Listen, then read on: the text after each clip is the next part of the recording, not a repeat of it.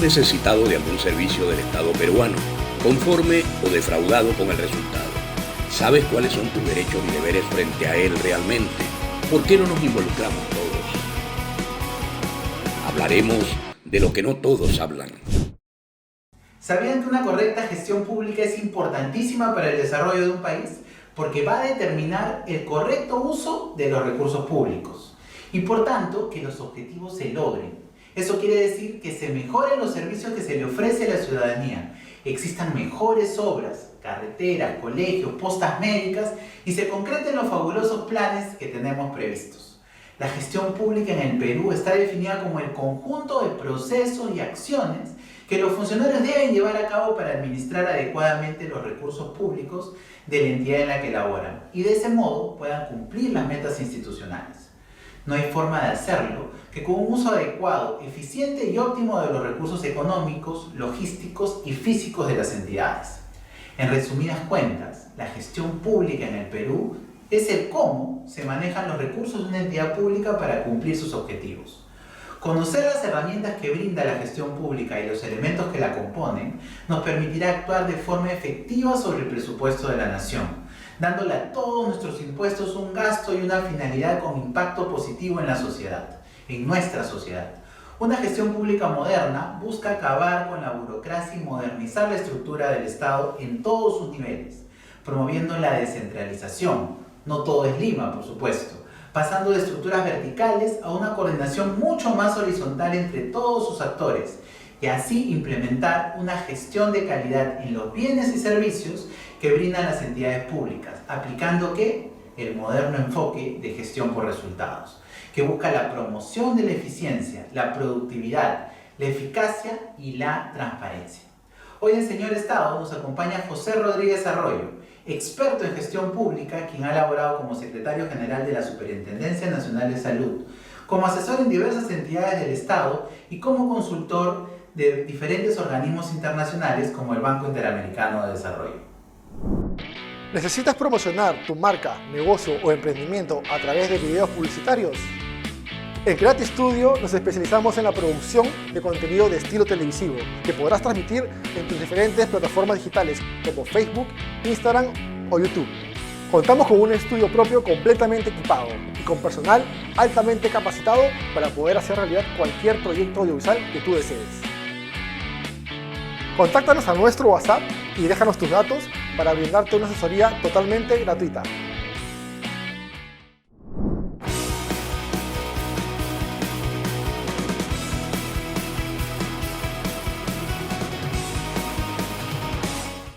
Y ya estamos, amigos, acá en la entrevista en Señor Estado y el día de hoy es un honor que nos acompañe el doctor José Rodríguez Arroyo, un experto en gestión pública en sistemas administrativos, quien, como él mismo dice, desayuna, almuerza y cena gestión pública desde hace aproximadamente 50 años. Muchas gracias por acompañarnos el día de hoy, doctor Rodríguez. Gracias.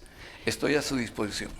Quisiera empezar la entrevista con, bueno, el programa se llama Señor Estado y justamente quisiera una definición de Estado en sus palabras. Bueno, es una definición relativamente sencilla. Primero diría, hay que diferenciarlo del concepto nación, gobierno, por ejemplo, ¿no? La nación es el pueblo. Cuando una población tiene identidad, constituye una nación. Por eso que pueden haber incluso varias naciones en un estado. Interesante. No te olvides que Bolivia se define como estado plurinacional. Y si tú vas a España, España no es una nación. Los catalanes son distintos del resto. Entonces, España para mí tiene varias nacionalidades. Entonces, la nación es el conjunto de personas que tienen cosas comunes que los identifican.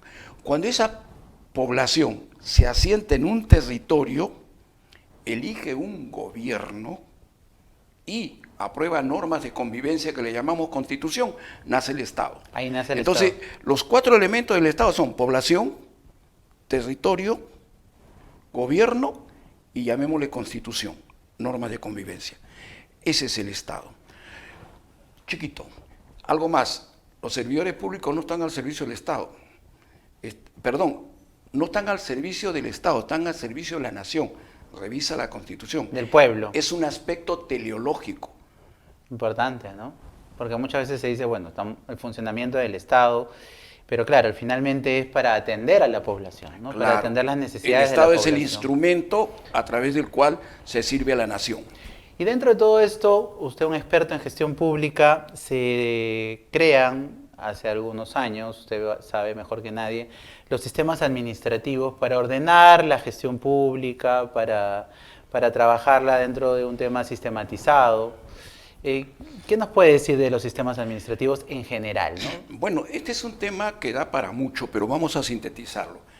En principio, los sistemas se crean por los años 60, cuando había en el mundo de Latinoamérica el enfoque de la Comisión Económica para América Latina, que establecía un sistema de reforma del Estado, basado en 4 elementos, que era la descentralización, la desconcentración, la formulación de los sectores y los sistemas. En los años 60.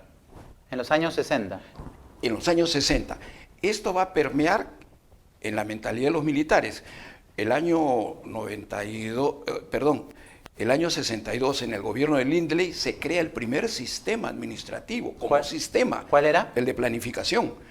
El primer sistema fue el de planificación. No es la Contraloría, porque la Contraloría se crea en 1929, pero como una dirección general. La Contraloría va a adquirir el estatus de sistema en 1970 con una ley de Velasco que crea el Sistema Nacional de Control. Regreso. Entonces, el esquema de los 60 era los sistemas como una oficina central y oficinas radiales en cada uno de los organismos públicos. Presupuesto aquí, tú eres una empresa, tienes presupuesto, tú eres municipalidad, todos tienen presupuesto. Y acá yo te regulo, y te articulo, Ese esquema se dio en un contexto, cuando las empresas eran casi como piedras. Imagínense. Cuando las empresas no tenían la fluidez que tenemos ahora. Y luego se instalaron otros sistemas con el INAP, el sistema de personal, de abastecimiento, el de racionalización y el de capacitación. El INAP va a manejar 4 sistemas. Sí, justamente ahí quería llegar, ¿no? De repente usted, que conoce este tema a profundidad, podría explicarle a la gente qué era el INAP, por qué fue constituido, ¿no? Los gestores públicos, la gente relacionada al Estado, ¿no? ¿Qué era el INAP y qué representaba para el país en ese momento, ¿no? ¿En qué año fue creado? Sigámonos ubicando en el contexto. En la lógica de los militares, el año 68 dan una reforma que hasta ahora somos tributarios, que es la ley de ministerios, que cambia y crea los ministerios modernos. Algún momento habrá que hablar sobre esa ley, pero... ¿Cuántos ministerios fueron creados inicialmente, no? También.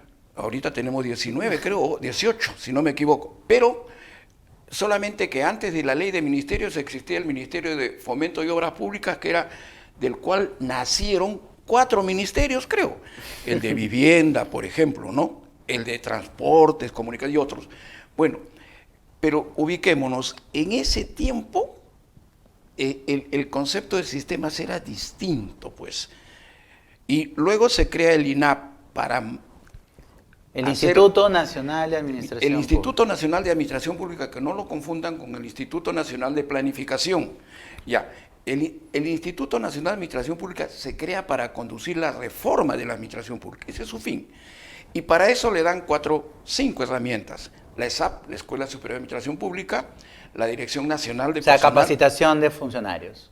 Claro, la Dirección Nacional de Personal. Ok. Que vendría a ser lo que servir ahora. La de abastecimiento. Que vendría a ser abastecimiento. La de capacitación y la de racionalización. Okay. ¿No es cierto? Y entonces con estos instrumentos comienza a trabajar el INAP y bueno, algún momento habría que hacer un balance de lo que hizo, pero fue un instrumento muy importante para conducir la administración pública sin el desorden que hay ahora. Y mucha de la normativa que generó el INAP hasta ahora se emplea. Pero quizás era porque éramos un país más pequeño, era necesario crecer de esta manera. Discúlpame, había gente en la administración pública de mejor calidad. ¿El INAP fue creado en qué año y hasta qué año funcionó? ¿Y ¿Cómo? por qué fue? ¿El INAP fue creado en qué año y hasta qué año funcionó? El año 70, 94, si no me equivoco. Y funcionó pues hasta la década del 90, 95, si no me equivoco, cuando, Hay una reforma ahí, ¿no? no, la ola neoliberal. O sea, ¿por qué se disuelve, no? ¿Y qué cosa se crea? Porque lo que querían es un Estado más pequeño y que el mercado mande. Y entonces, ¿qué hacía un instituto de reforma de la administración pública ahí?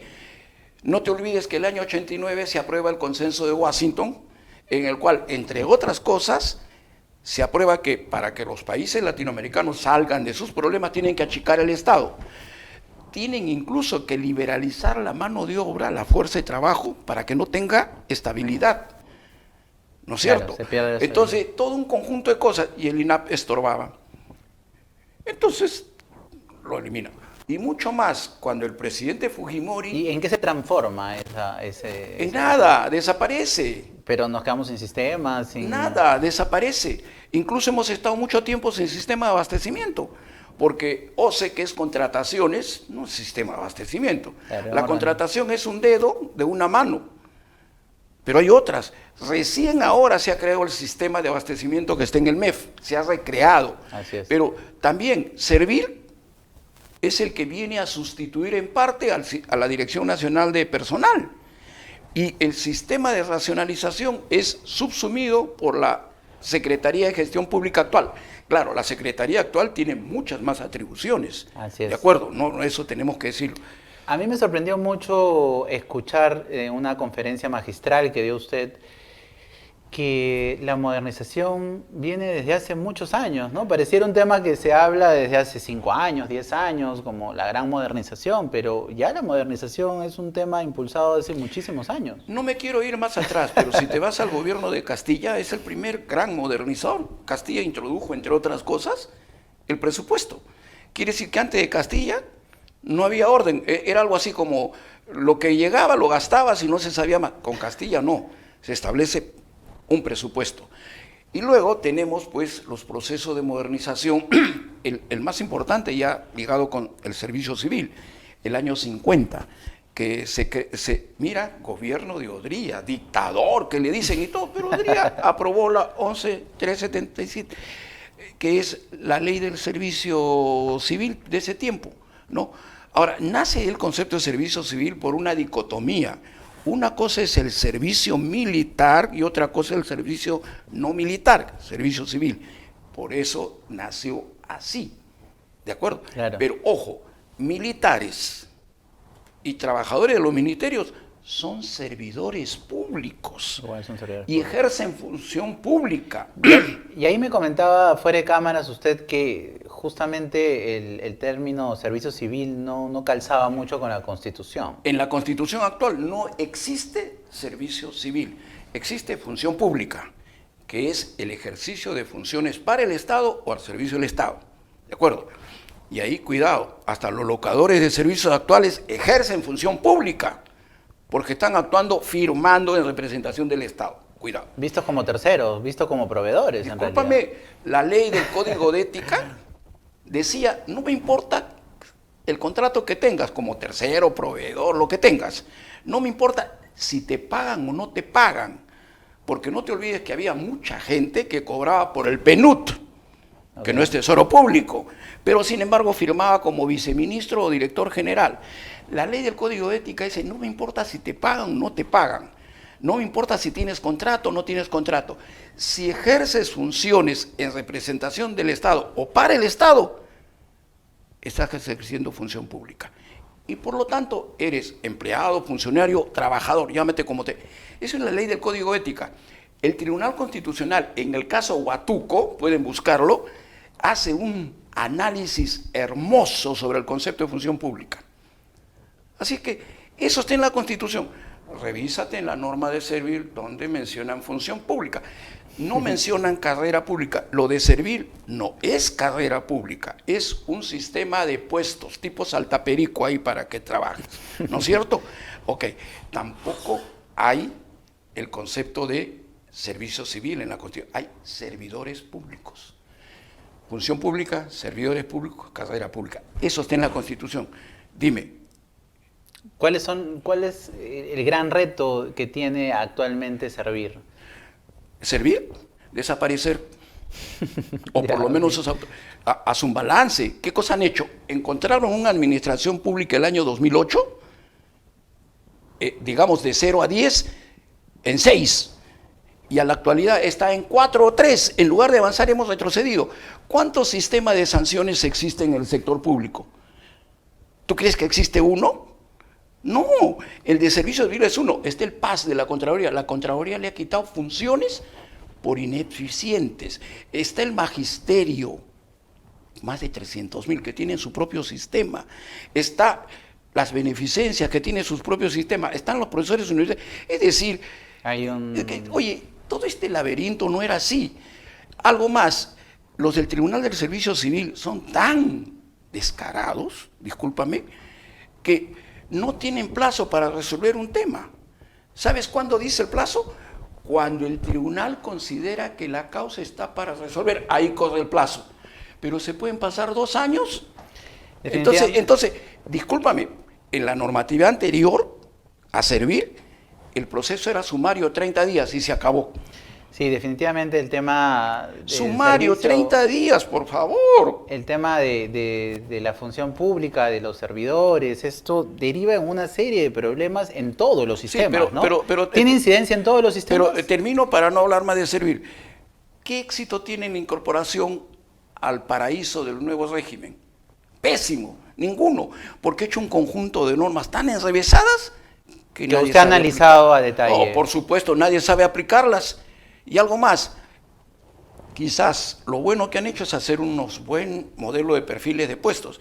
Pero ¿sabes qué? Eso es un tema que ha cambiado mucho, ¿no? Que, Sí, que ha sí, cambiado sí, mucho sí. a lo largo de los años Sí, y especialmente- es una de los pilares de la modernidad pública, tener, Bueno, tener un servicio civil meritocrático, ¿no? Claro, pero un pilar que no tiene soporte, pues.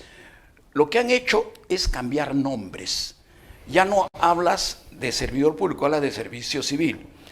Ya no hablas de cese, desvinculación. Ya no hablas de remuneraciones. Ojo, que la Constitución habla de prohíbe la doble percepción remunerativa, remuneración. Y el concepto de remuneración es claro. Hay subordinación, te pagan por la prestación de un servicio.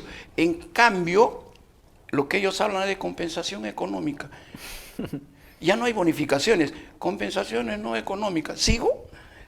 ¿Cuál es el mérito? Pero usted me dice que hay un mérito Ya- en ya- la ya no hay- definición de ya- perfiles. Ya no hay cargos, Me dice que hay un mérito en la definición de perfiles. ya no hay cargos, hay perfiles.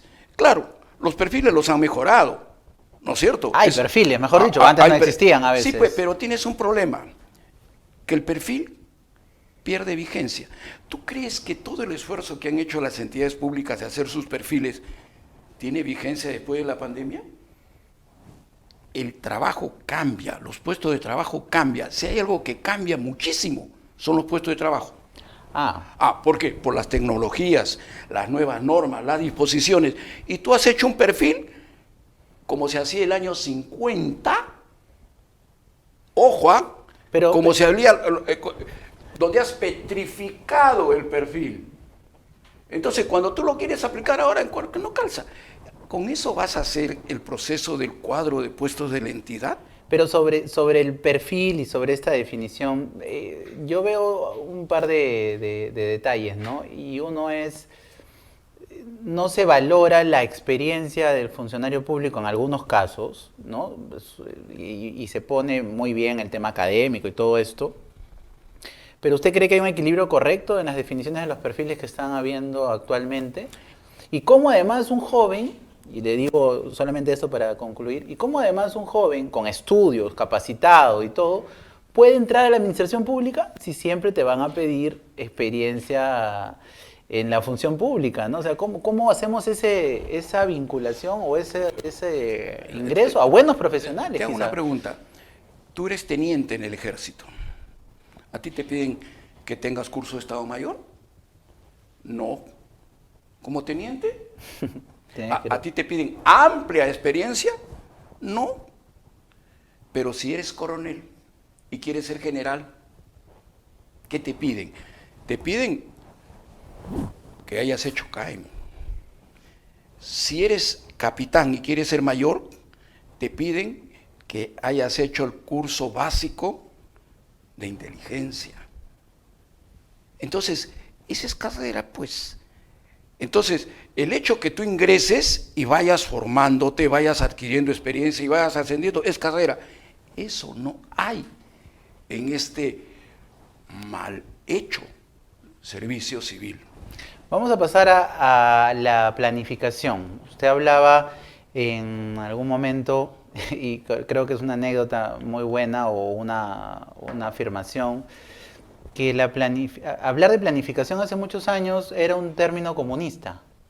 Claro, antes de los años 60, no te olvides que veníamos pues de la confrontación entre Estados Unidos y la Unión Soviética y los países comunistas, y los países comunistas por esencia eran economías planificadas. Entonces, hablar de planificación era comunista. Pero se produce una reunión en Punta del Este donde los mandatarios latinoamericanos analizan la planificación y encuentran que es un instrumento que es valedero. A partir de ahí, y eso fue con Belaúnde también, a partir de ahí comienzan a hablar de una planificación, pero no una planificación tipo corset, obligatoria, sino una planificación indicativa del Estado. Y no te olvides que los militares, enfoque CEPAL, el año 62 crean el Instituto Nacional, el Sistema Nacional de Planificación, porque no crean solo el instituto, crean un sistema. ¿En qué año? ¿En qué año? 62, el primer sistema formalmente creado. Pero durante muchos años pareciera que no hubo planificación alguna, ¿no? Bueno, ¿hasta dónde llegaba también esa planificación que en esos momentos? En el gobierno militar, el INP, el Instituto Nacional, floreció, porque el gobierno militar tenía la idea de trabajar con la planificación del Estado, obligatoria, un poco vertical. Y planificación, como yo digo, piedra, pues, ¿no? Cuando tú conversabas con un planificador antiguo, le decías, conjúgame el verbo planificar, ¿y sabes qué te respondía? Yo planifico, yo planifico, yo planifico. Cuando la conjugación yo planifico, tú planificas, él planifica, todos planificamos, entonces hay competencia. Pero no, el INP de esa época fue una institución muy vertical, con planes piedra, y entonces eso dio lugar pues a que después ya en la época de Fujimori, ya con la implementación del Consenso de Washington, yo siempre hago mención al Consenso de Washington aprobado en el 89, porque consolida todo lo que se había desarrollado en Inglaterra, Nueva Zelanda y Estados Unidos sobre cambios en la gestión pública. No te olvides que en Estados Unidos incluso hay un libro trascendental que trata de que las prácticas privadas vayan al sector público, ¿no es cierto? Entonces, siendo la planificación una de las herramientas clave o más poderosa para lograr los resultados. Claro, pero la planificación no vista pues como algo que el Estado debe hacer, ¿no? Y es por eso que propiamente Fujimori desaparece la planificación. Y hasta ahora, dime, ¿qué hace ese plan? Pero nuestros planes estratégicos institucionales, nuestro plan estratégico de desarrollo nacional. CEPLAN tiene técnicos de primera. El plan bicentenario, pucha, es un plan que sirve de modelo de cómo se debe hacer un plan concertado, porque no te olvides que intervino el Acuerdo Nacional. La pregunta es, ¿qué se implementó de ese plan? Del plan bicentenario.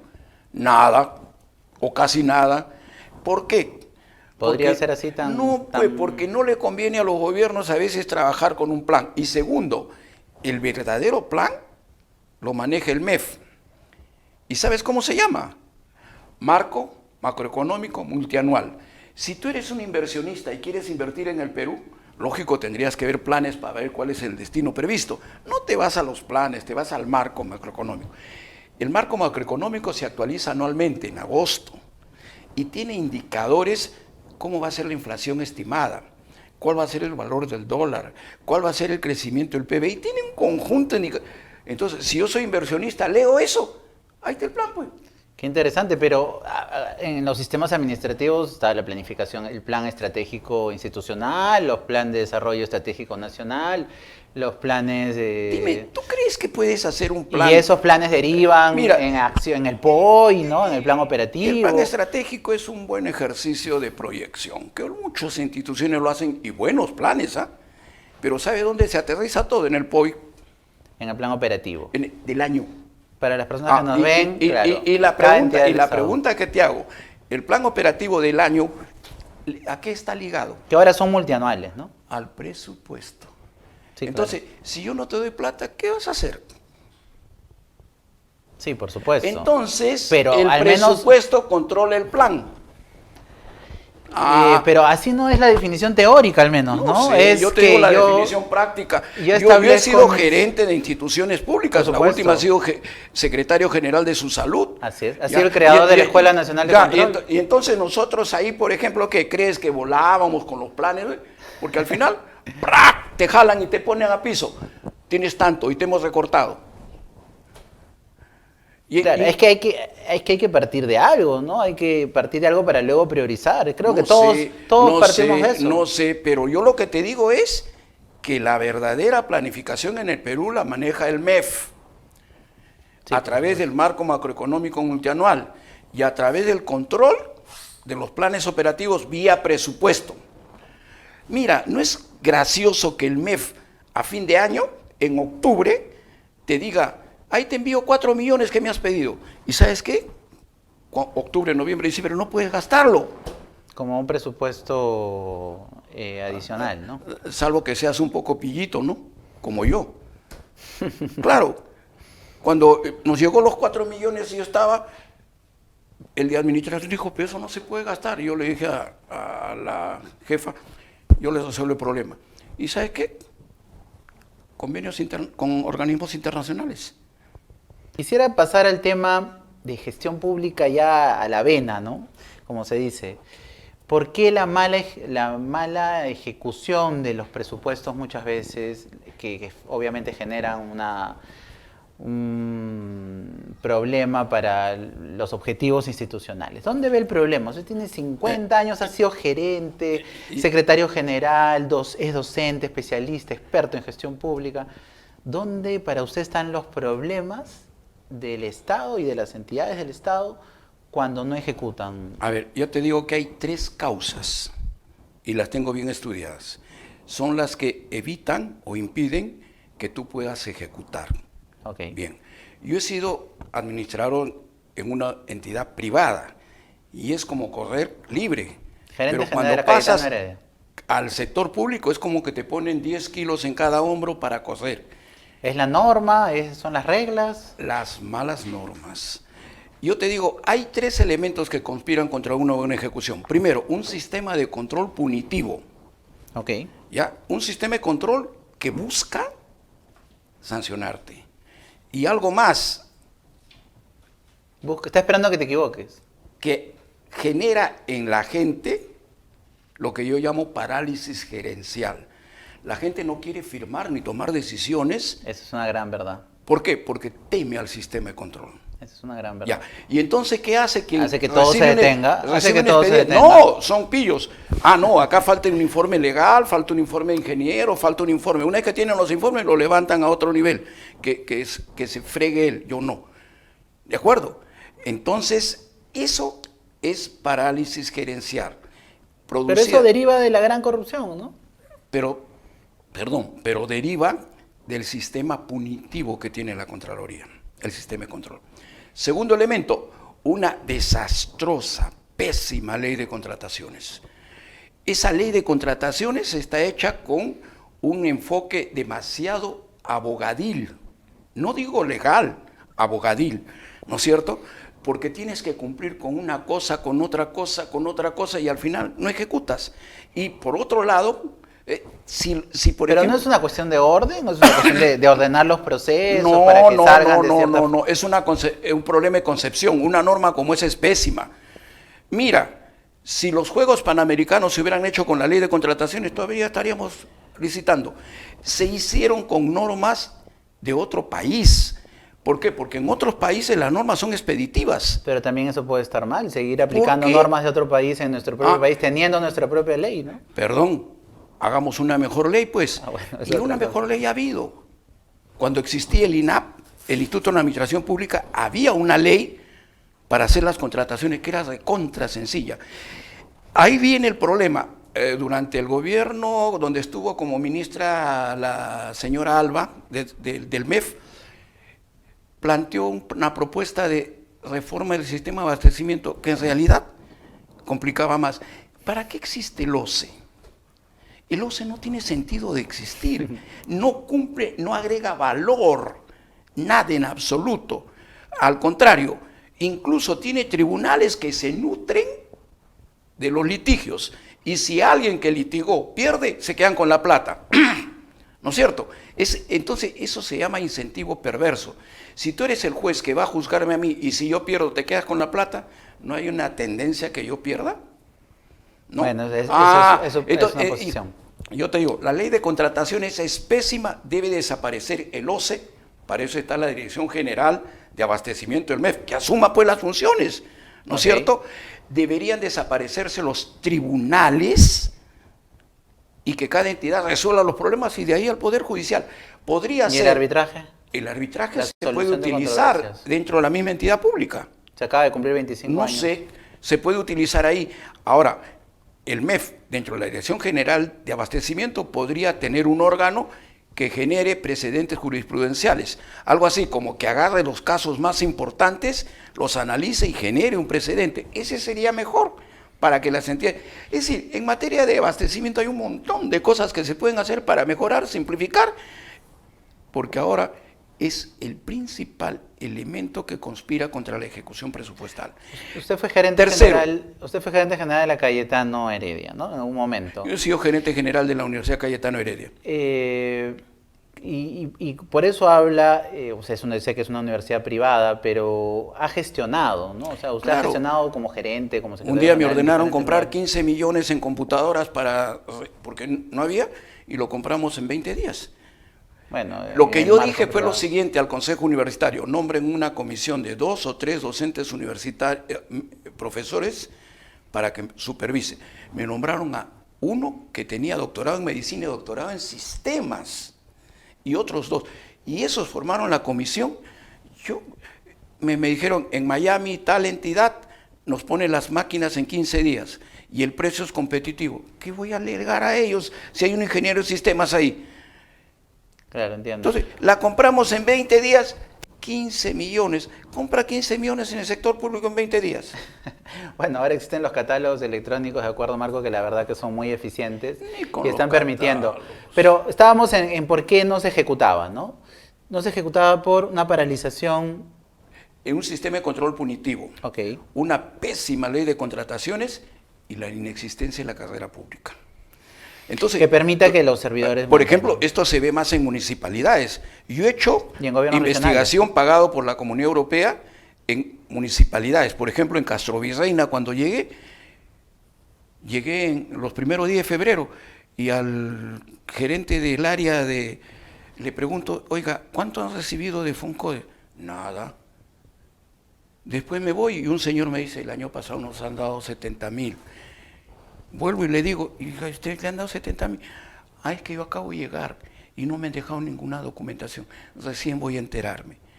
Eso pasa en la mayoría de entidades públicas porque no hay carrera. ¿Qué cosa hay? Los cazadores de servicios. ¿Qué cosa hay? 276 resentidos. ¿Y sabes por qué? Perdón, yo conduje la redacción de la ley 276 en la parte técnica. He sido 276. Pero ¿cómo no puede estar resentido un 276 al cual lo pateas, le escupes, disculpen que lo diga, te orinas encima de él? Dime, Una desvaloración, una... no ha habido ascensos, no ha habido reconocimiento. ¿Sabes? Yo 23 años fui 276 y ¿sabes cuánto me pagaron de compensación por tiempo de servicio? 800 soles. Bueno, es una... Es obviamente una motivación. Y ahí viene, ¿y dónde está servir? Viajando, pues, ¿no? Hay un Pero, grave problema. no, discúlpame, los cambios en el servicio civil no vienen de servir, vienen del Tribunal Constitucional y viene del Congreso. El Congreso ha permitido que los CAS se estabilicen. ¿Y qué? Si son régimen laboral reconocido por el Tribunal Constitucional. ¿Qué más? Mira, hay algo que el Tribunal Constitucional ha fallado que va a traer una revolución que parece que no se han enterado en la administración pública.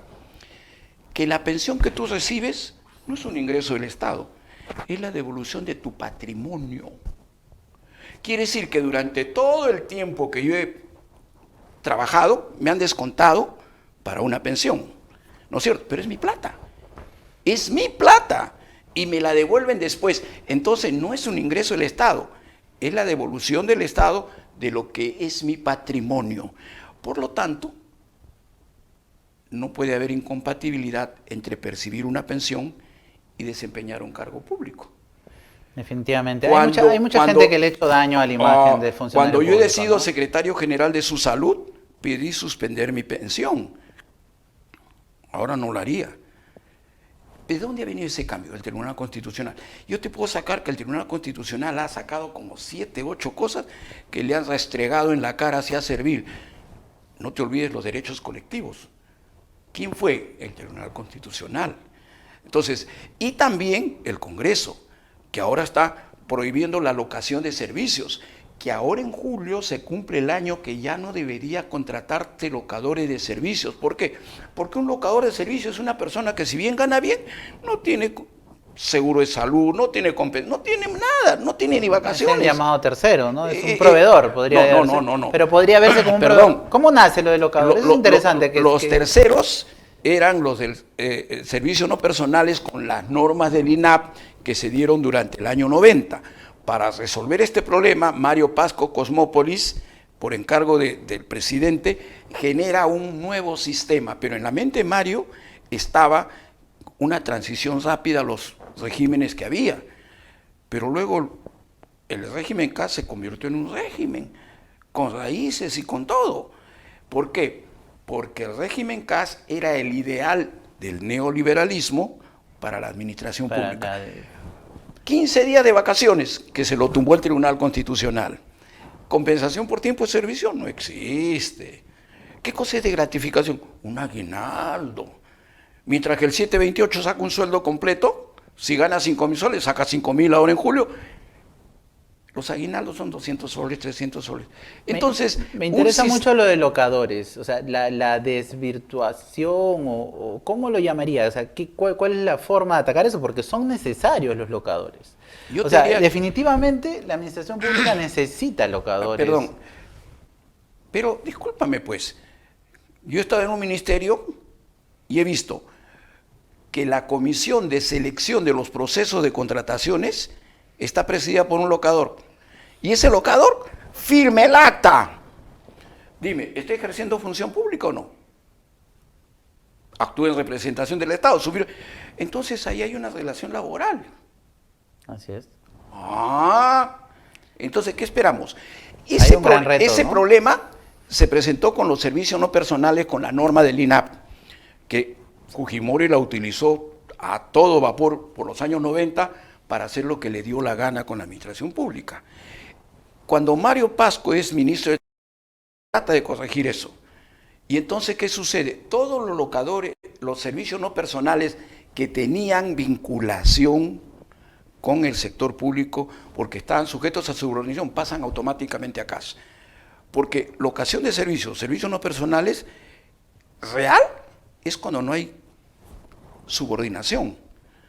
Es decir, tú puedes, vamos a poner, contratamos a un fontanero para que nos arregle los baños. Y le digo, en el piso me dice, hay 20 baños, ¿cuánto me cobras? Le cobro 100 soles por cada uno. Ok, pones el material, yo pongo el material, son 2.000 soles, le pago por parte. Ese es un locador. Diferente que yo llamo a alguien y le digo, oye, ven, allá tienes una oficina, te voy a pagar 1.000 soles mensuales, pero vas a estar a mi orden para arreglar baños, electricidad y todo. Claro, esa es la desnaturalización. Ya no es un locador. Porque ya está está subordinado. Yo creo que la diferencia podría ser entre la palabra actividades y la palabra... No. Hagamos lo que la ley dice. El Código Civil... Funciones, ¿no? El Código Civil dice que no hay subordinación. Entonces, locadores para actividades no subordinadas debemos seguir contratando, pero no podemos encubrir trabajadores públicos sujetos a subordinación, como este que firma las actas de un concurso, y un concurso no por 0 centavos, por miles de soles, como locador de servicios. ¿Sabes? Actualmente hay entidades en las cuales hay más locadores que CAS. Sí, claro, No por te eso le hablo- digo que es una necesidad. No te hablo de la ¿no? 276 ni la 728. Por eso le digo que es hay, una necesidad. por ejemplo, yo sé que en el Ministerio de la Mujer hay una dirección general donde hay un 276. Hay como 60 CAS y hay como 80 locadores. Esa es la realidad. Y servir tocando violín o viajando. ¿Qué ha hecho en este caso? ¿Qué propone, por Dios? Algo debe creo proponer. que es un gran reto y Por eso y te quisiera digo, ir terminando la entrevista. Servir no el tiempo- sirve. Lamentablemente el tiempo a veces no nos ayuda mucho, porque sería muy interesante seguir conversando, porque es un tema muy amplio el de la gestión pública. Usted ha sido un gran gestor público, con una gran experiencia en diferentes entidades. Y yo quisiera preguntarle, con su experiencia como líder, como gestor público, como gerente, ¿qué se debe priorizar en un liderazgo en la administración pública? ¿Qué priorizaba usted para Bueno, obtener los resultados? Cuando he trabajado y también cuando he asesorado, yo he buscado que la gente interiorice el servicio que presta. Por ejemplo, te cuento una anécdota chiquita.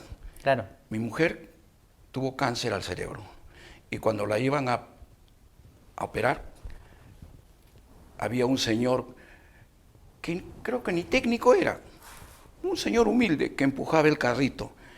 Y mi mujer le dice, señor, ¿qué médico me va a operar? ¿Y sabe lo que le contesta el hombre? Señora, vaya con confianza, quien lo va a operar es él, y le enseña el corazón de Jesús. El médico es un instrumento. Mi mujer entró tranquila y felizmente salió bien en ese momento. El servidor público debe estar orgulloso porque sirve a la nación, sirve al pueblo. Si tú trabajas en un hospital, tú tratas de mitigar el dolor, la inseguridad que tiene un ser humano cuando tiene una enfermedad. Y el día que te mueras le dirás a Dios, yo trabajé mitigando el dolor de los seres humanos. ¿Qué te va a decir Dios? Si estás en un colegio o en una universidad, tú estás desarrollando las capacidades de las personas. Yo a mis alumnos les digo, yo no enseño el curso para jalarlos. Mi objetivo es que ustedes se desarrollen, ¿de acuerdo? Y para eso voy a utilizar todas las herramientas que tenga. Ok, entonces imagínate en una municipalidad, ¿qué deben hacer? Los que trabajan en una municipalidad deben preocuparse de generar el desarrollo local. Debemos entender que el servicio, sea MS Partes, sea atendiendo, sea en una ventanilla de una entidad del Estado, Entonces, sea como médico, ¿no? Si tú esto interiorizas en el cerebro de la gente, incluso hay una regla que si la aplicásemos en el sector público, ¿qué modernización ni 8 cuartos? ¿Sabes cuál es? ¿Cuál es? Atender al usuario como me gustaría que me atiendan a mí. Ya Cristo lo dijo. Cuando Siendo le el preguntaron, usuario el ciudadano. ¿cuál es el principal mandamiento? Amar a Dios sobre todas las cosas y a tu prójimo como a ti mismo. Bueno, cristianos o no cristianos, atiendan a la población como le gustaría que le atiende a sí mismo. Y otra cosa más, el liderazgo es el ejemplo. Si yo digo, tienen que ser puntuales, yo tengo que ser el primero en llegar. Perfecto. ¿Prefiere el liderazgo horizontal o vertical? No hay liderazgo horizontal ni vertical, hay liderazgo simplemente. El liderazgo vertical, ¿qué sería? ¿Que yo mande sobre todos y me obedezcan? Por favor. Yo tengo una premisa que siempre he usado cuando he dirigido. Busco el consenso, Difícil, pero nunca ¿ah? pierdo Muy la difícil. autoridad. Muy difícil buscar el consenso sin perder la autoridad. Perdón, pero es que tú eres la autoridad. Sí, Tú sí, no claro. puedes decir, como no se ponen de acuerdo, entonces no hacemos nada. Estás loco, tú eres la autoridad. Hay que hacerlo. Esfuérzate por buscar el consenso. Yo, cuando he trabajado, me he esforzado al máximo de buscar el consenso, convencer a la gente, todo. Pero si llega un momento que no es posible, bueno, tienen que entender que hay autoridad. Pues no te olvides que la autoridad es el pegamento de la organización. Si no hay autoridad, hay caos. Entonces, recomendación, con toda tu alma, con toda tu fuerza, busca el consenso. Interesante y muy Pero importante. nunca pierdas la autoridad. Y me encanta la pasión con la que habla del Estado, me encanta la pasión con la que habla de la gestión pública, me encanta la pasión con la que habla de la administración pública.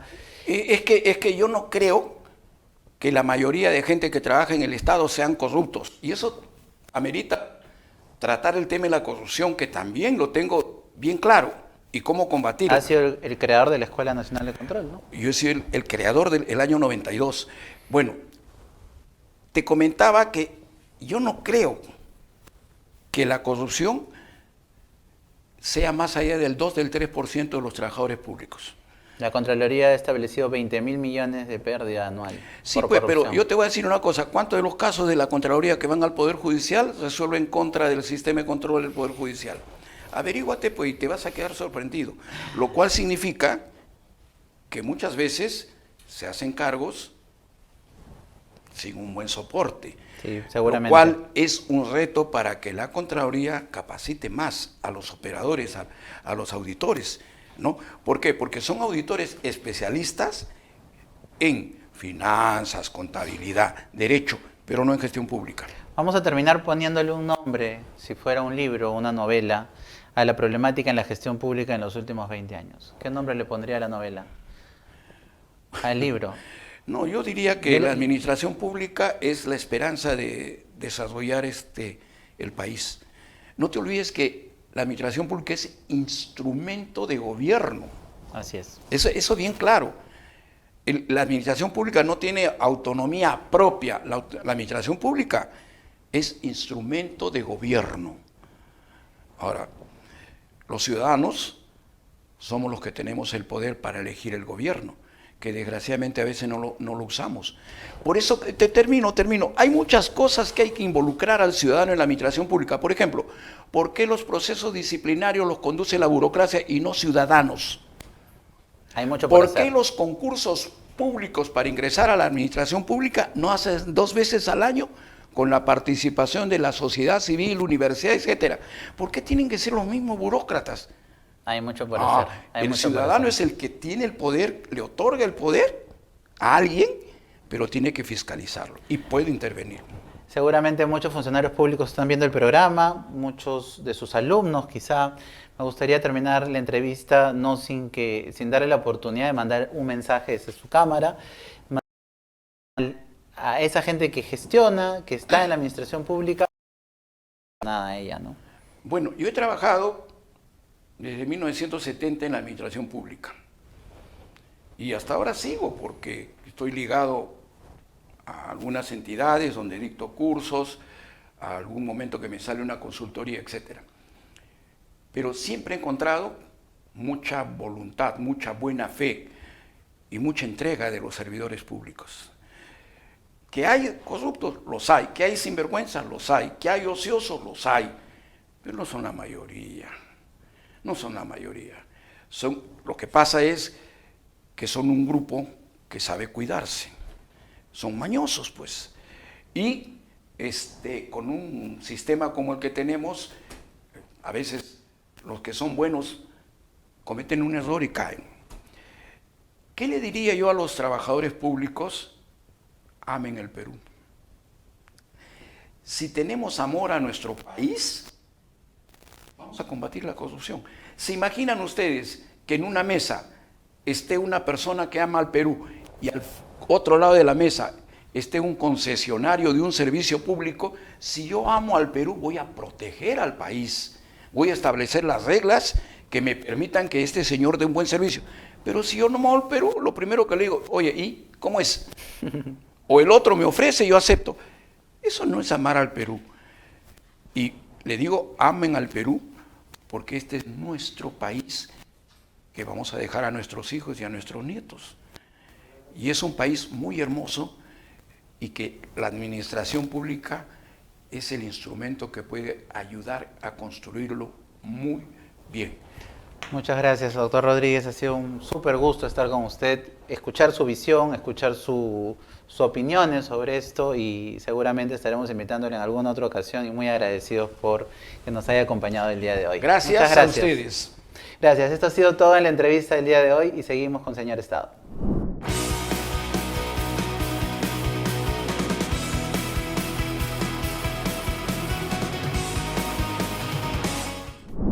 Muchas gracias por acompañarnos en este nuevo episodio de Señor Estado. No te olvides seguirnos en nuestras redes sociales y suscribirte a nuestro canal de YouTube. Te esperamos en un próximo episodio.